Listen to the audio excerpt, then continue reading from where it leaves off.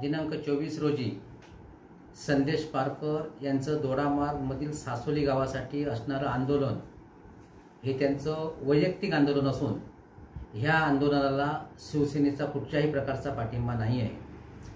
चुकीच्या पद्धतीनं ह्या ठिकाणी जिल्हा प्रमुख म्हणून मी काम करत असताना सावंतवाडी विधानसभा मतदारसंघामध्ये त्यांना कुठचाही संघटनात्मक अधिकार नाही आहे आणि असं असताना कुठल्याही संघटनेच्या वरिष्ठ नेत्यांना विश्वासात न घेता त्यांनी आपली ह्या ठिकाणी भूमिका जाहीर केलेली आहे।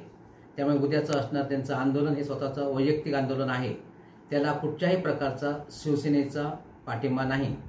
त्याचबरोबर आज राष्ट्रवादीचे जिल्हाध्यक्ष, काँग्रेसचे जिल्हाध्यक्ष यांच्याशी बोलणी झाल्यानंतर त्यांना आम्ही सांगितलं की काल परवापर्यंत आणि आजपर्यंत आम्ही गाववाल्यांसोबत आहोत आणि गाववाल्यांसोबतच राहणार आहोत।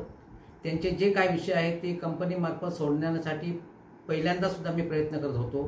तदनंतर ह्याच्यामध्ये राजन तेली यांनी भाग घेतला, आता स्वतः पालकमंत्री ह्याच्यामध्ये लक्ष घालून आहेत आणि मला विश्वास आहे की सध्या विद्यमान पालकमंत्री असल्यामुळे त्यांचा जो धडेवाटपाचा विषय आहे तो लवकरच त्या ठिकाणी विषय क्लिअर होईल।